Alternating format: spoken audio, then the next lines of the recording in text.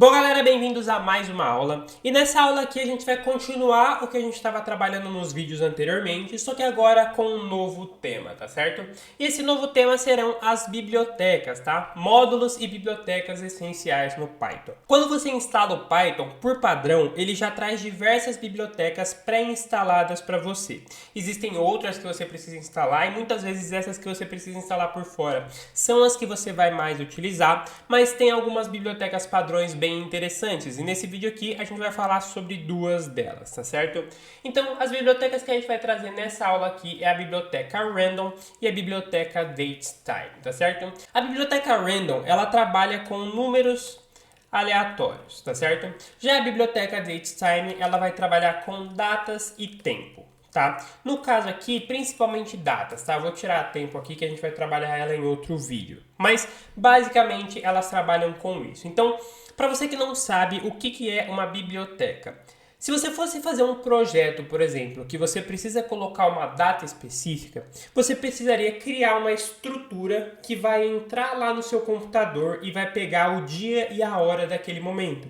Só que toda vez que você fosse fazer um projeto que precisa dessa funcionalidade, você precisaria reescrever essa estrutura do zero. E aí que entram as bibliotecas. Elas são estruturas pré-prontas. Então, quando você for, por exemplo, criar um projeto que precisa buscar essa data, é só, ao invés de você ir lá e escrever tudo do zero, é só você chamar a biblioteca DateTime, dizer a função que você quer utilizar e pronto.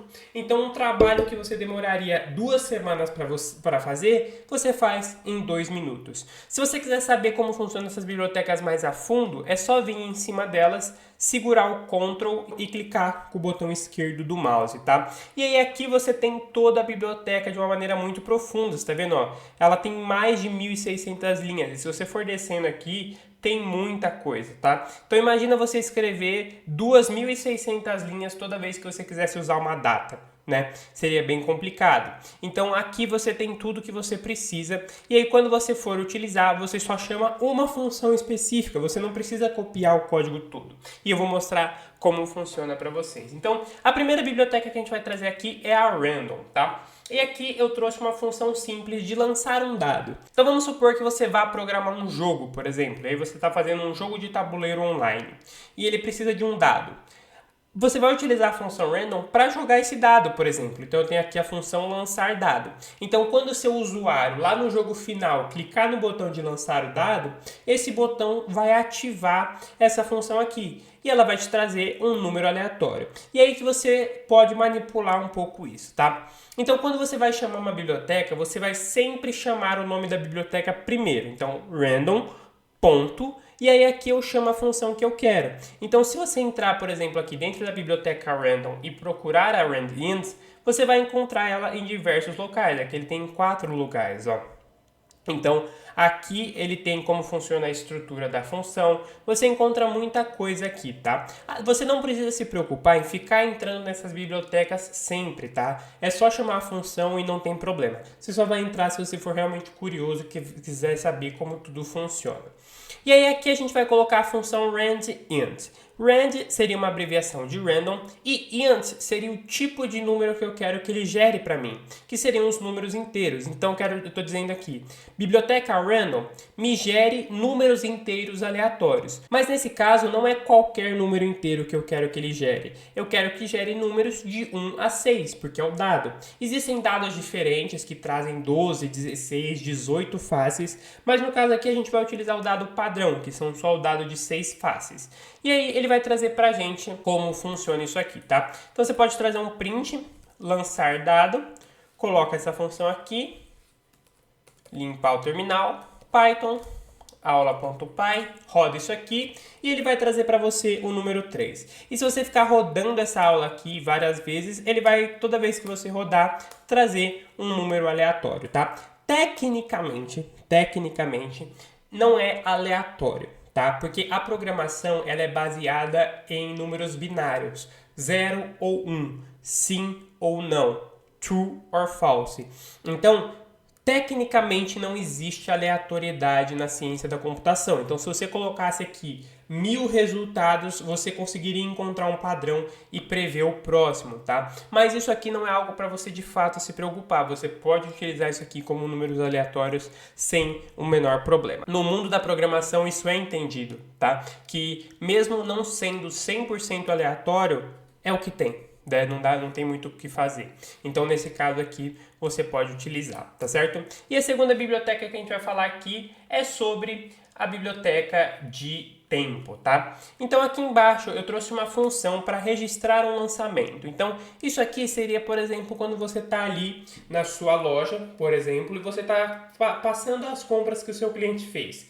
Quando você emite uma nota fiscal, geralmente está lá data e hora, porque assim você consegue ter um controle. Então, quando você for fazer o fechamento lá do mês, você sabe quanto entrou, quando entrou. E aí, se o seu cliente, por exemplo, trazer um produto danificado, querendo questionar a garantia, você consegue ver quando ele comprou, se ainda está no prazo da garantia. Então, a data é muito importante, tá? E aí, aqui a gente vai fazer uma função para executar essa biblioteca. Então, registrar lançamento e o resultado será a palavra resultado, tá?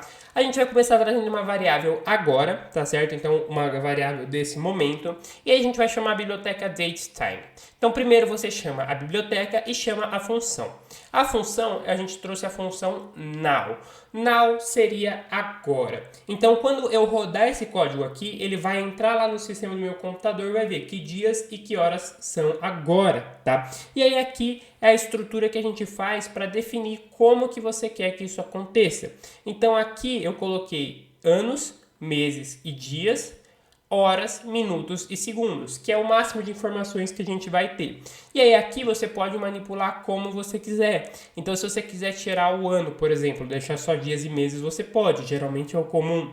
Ou você pode tirar os segundos aqui, né? Na maioria das vezes os segundos eles não são tão importantes. O que importa mesmo é a hora e o minuto. Então você pode manipular isso aqui como você quiser. E aqui embaixo eu coloquei uma estrutura de um arquivo TXT para você colocar todos esses lançamentos em um arquivo externo para você fazer o fechamento depois. E aí aqui embaixo eu criei uma simulação de lançamento. Então aqui a gente tem o registro do lançamento e aí aqui a gente tem uma simulação. Então, quando você rodar isso aqui, ele vai gerar isso para você e vai criar o arquivo TXT para você, tá certo? Então, basicamente, é assim que você utiliza as bibliotecas. Elas seguem sempre a mesma estrutura. A primeira coisa que você vai fazer vai ser chamar ela e aí você vai colocar ponto, sempre é um ponto, tá? E aí o nome da função que você quer utilizar. Nunca vai acontecer de você chamar só a biblioteca sem nenhuma função, tá? Porque como você mesmo viu, as bibliotecas são arquivos gigantescos, então você precisa especificar o que você quer usar dentro de cada uma, tá certo? Então, por essa aula eu vou finalizando por aqui e aí nas próximas aulas, conforme eu for chamando bibliotecas, conforme eu for chamando funções, você vai reparando como a gente está utilizando, porque isso aqui é prática, tá? A teoria é muito simples, é só você chamar a biblioteca aqui na importação, chamar a biblioteca aqui e colocar a função que você quer utilizar. Não tem mais nada para fazer, tá certo? E aí é onde você vai estudar as funções, explorar as funções e tudo que você consegue fazer, tá certo? E se você tem interesse em dominar o Python de uma maneira muito mais profunda, confere o link aqui na descrição para o Python Pro, tá? Um treinamento completo onde você vai dominar todas as áreas do Python, desde as primeiras instalações até as especializações mais complexas. Então, ciência de dados, automações, web, inteligência artificial, você encontra tudo lá dentro, tá certo? Então, por esse vídeo é só isso, fico por aqui e até a próxima aula.